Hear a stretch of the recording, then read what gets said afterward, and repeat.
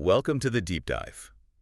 Today, we're going to dig into a really tragic event. It just happened yesterday, Monday, August 11th. Yeah, 2025. And the Yeah. first reports started coming out today, August 12th. That's right. So for this deep dive, we're relying on, well, the immediate sources we have. Police statements, some initial news reports, and also a statement from the corporation involved. Mm-hmm. And it all centers on this awful shooting incident in Austin, Texas. Yeah, and our goal here really is to try and cut through the noise, distill the actual facts of what happened as we understand them right now, Okay. lay out the sequence from law enforcement, and touch on any context or immediate aftermath that's been reported. Basically give you a clear, concise picture without, overwhelming you. It's pretty striking how immediate this all is, isn't it? It really is. Knowing it was just yesterday. Yeah. And here we are today looking at these first pieces of information. It kind of brings it into sharp focus. Absolutely. So let's just jump right in. The core fact. A shooting. Happened in a Target parking lot in Austin. And the human cost. It's just devastating. A 4-year-old girl was killed. Oh, terrible. Her grandfather, Adam Chow, also killed. And a Target employee, Hector Leopoldo Martinez Machuca, he was killed as well. And the grandfather's wife. Adam Chow's wife, yes. She was wounded, but reports say minorly. You know, it's worth noting, those initial moments must have been pure chaos. Because Austin Travis County And EMS, the emergency services, yeah. they first reported 4 victims. But then that number was corrected. 3 fatalities. Right, which, as you said, just underscores the confusion right after something like this happens. Exactly. And the Austin police chief, Lisa Davis, she was very clear in her description. She called it an unprovoked and deliberate attack. Not an accident. No, definitely not. An attack on innocent lives, and she stressed in broad daylight. And police have identified a suspect. They have. A 32-year-old man named Ethan Nieneker. Ethan Nieneker, okay. And Austin Police Sergeant Nathan Sexton, he laid out the alleged sequence of events. It's quite chilling, actually. I can imagine. What did he say happened? Well, according to Sexton, Nieneker allegedly first shot Hector Leopoldo Martinez Machuca, the Target employee. Right, the one collecting carts. Exactly. As he was collecting carts, then almost immediately after, he allegedly went over to a family's car. The Chow family. Yes. And allegedly shot the little girl and her grandfather, Adam Chow, fatally.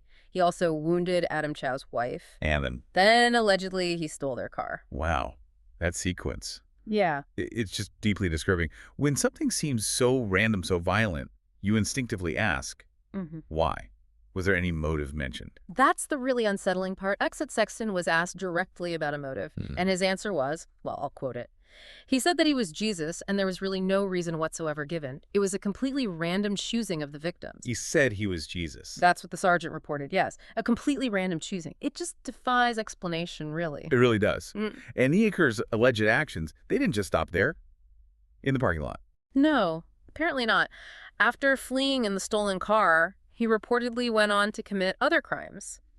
Like what? The reports mention causing multiple crashes, also assaulting another female driver and stealing her Volkswagen. So another carjacking. Seems like it. And then trying to break into a Waymo vehicle, one of those autonomous cars. Right. And even vandalizing the home of someone he knew from Bible study. It sounds like a continued sort of erratic and violent spree. So how did they finally catch him after all that? Officers eventually found him. He was naked, actually. They had to use a taser to subdue him. Okay. And then took him into custody. He's facing extremely serious charges now. I'd assume so. Capital murder. 2 counts of capital murder, yes, Yeah. and 1 count of first-degree felony murder. Police also mentioned the gun. Yeah. They said it was acquired through family. Acquired through family. Okay. What do we know about Nieneker himself? His background before this? Well, not a huge amount in these initial reports, but some details. He apparently worked at a restaurant, lived alone. Okay. And the critical question that always comes up, Mm. did the police, Austin PD, have any history with him? Yeah. Any previous encounters? They did. Yeah, Chief Davis confirmed that.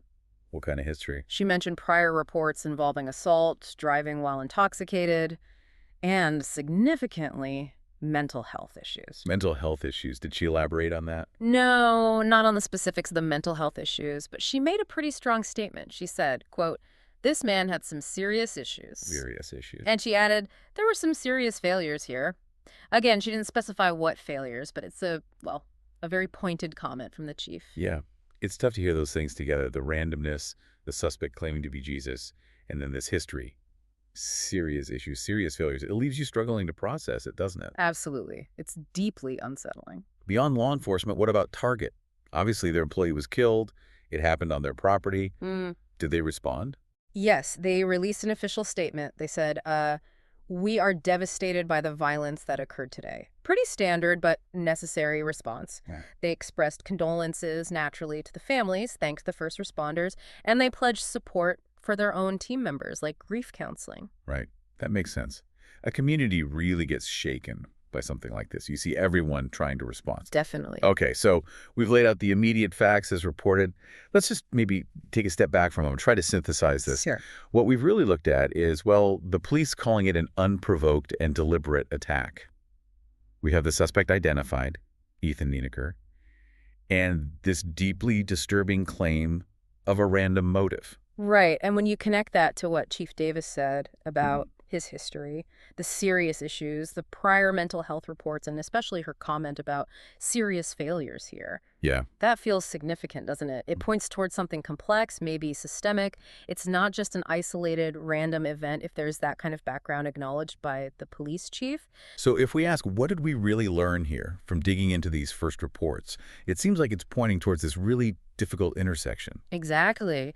You have this extreme, seemingly random violence on one hand, but on the other hand, you have this documented history, mental health challenges, things that the chief herself implies weren't, maybe, effectively addressed. The serious failures. Precisely.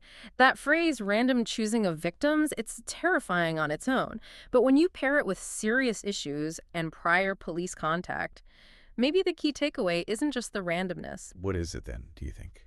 Maybe it's about the challenge of intervention, about potential gaps in supporting people with severe mental health needs before it reaches a crisis point like this. Right. It forces you to ask, where could intervention happen? Where are the points of leverage? So for you, listening to this, maybe the thought to leave you with is this.